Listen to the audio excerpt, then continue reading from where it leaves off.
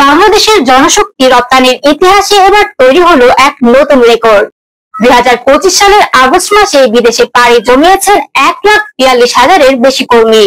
সংখ্যাটা এতটাই বড় যে দেশের বৈদেশিক কর্মসংস্থানের ইতিহাসে এক মাসে আর কখনো এত কর্মী বাইরে যায়নি। কিন্তু প্রশ্ন হচ্ছে, এই বিপুল সংখ্যক কর্মী যাওয়া কি দীর্ঘমেয়াদে টিকে থাকবে, নাকি আবার নানা জটিলতায় গতি থেমে যাবে?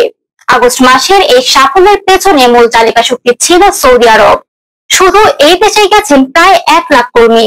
এর কারণ হলো স্বল্পদক্ষ শ্রমিকদের জন্য বাধ্যতামূলক দক্ষতা সনদ বা সৌদি ভেরিফিকেশন প্রোগ্রাম সাময়িকভাবে শিথিল করা হয়েছিল। ফলে যারা আগে ভিসার জন্য অপেক্ষায় ছিলেন তারা দ্রুত সুযোগ পান এবং ভিসার সংখ্যা এক ধাক্কায় বেড়ে যায়। কিন্তু সমস্যা হলো, সৌদি কর্তৃপক্ষ আবারও এই এসভিপি বা টাকামূল প্রক্রিয়া চালু করেছে। এতে করে পরিচ্ছন্নতা কিংবা লোডিং আনলোডিং এর মতো কম দক্ষতার কাজেও এখন প্রশিক্ষণ আর পরীক্ষার সার্টিফিকেট লাগবে। অথচ আমাদের দেশের বেশিরভাগ শ্রমিক এসব বিষয়ে ধারণা রাখেন না।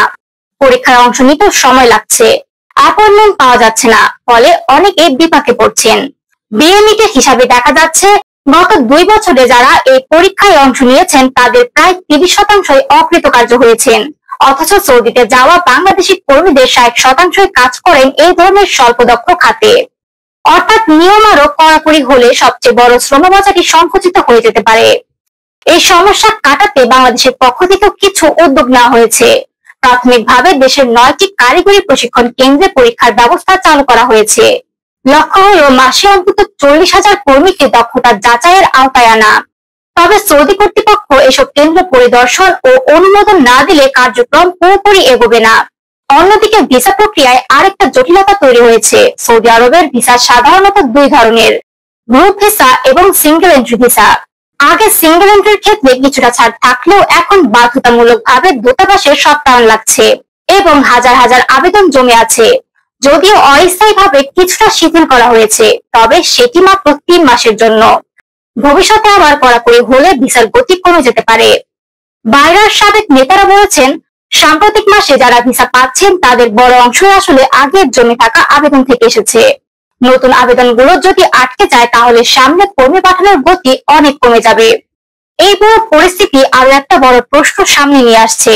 সৌদি আরবের ওপর এত বেশি নির্ভরশীলতা কি বাংলাদেশের জন্য নিরাপদ?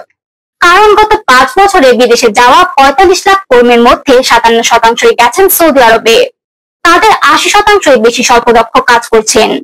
ফলে সৌদি বাজারে কোনো ধরনের প্রতিবন্ধকতা তৈরি হলে বাংলাদেশের রেমিটেন্স প্রবাহ মারাত্মক ঝুঁকিতে পড়তে পারে।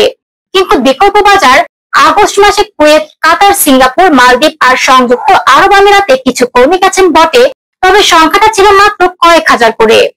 মালয়েশিয়া, ওমান আর বাহরাইন প্রায় বন্ধ, ফলে বড় কোনো বিকল্প তৈরি হয়নি।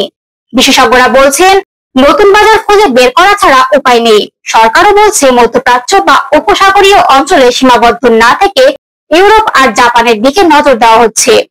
জাপানে আগামী 5 বছরে লাখের বেশি কর্মী পাঠানো সম্ভব হতে পারে যদি সঠিক প্রশিক্ষণ দেওয়া যায়। এর জন্য জাইকার সহায়তায় বিনামূল্যে প্রশিক্ষণের পরিকল্পনা রয়েছে। তবে বাস্তবে এখনো কোনো উল্লেখযোগ্য অগ্রগতি দেখা যায়নি। বিএমইটির পক্ষ থেকে পূর্ব ইউরোপের কিছু দেশেও শ্রমিক পাঠানোর উদ্যোগের কথা বলা হচ্ছে, তবে বাস্তবায়ন কবে হবে তা এখনো অনিশ্চিত। সব মিলিয়ে এখন যে রেকর্ড সংখ্যক কর্মী বিদেশে গেলেন সেটি অবশ্যই স্বস্তিদায়ক, কিন্তু প্রশ্ন থেকে যায়, এই গতি কি আগামী মাসগুলোতে বজায় থাকবে, নাকি সড়ক ভিসা আর সত্যায়নের জটিলতায় আবারও সংখ্যাটা কমে আসবে? আর সবচেয়ে বড় কথা, সৌদি নির্ভরতা কমিয়ে নতুন বাজার খুঁজতে বাংলাদেশ কত দ্রুত এগোতে পারবে? আমাদের আজকের আলোচনা ছিল এ পর্যন্তই। বিস্তারিত তথ্য জানতে অবশ্যই লাইক, শেয়ার এবং সাবস্ক্রাইব করে আমাদের সাথেই থাকবেন। ধন্যবাদ।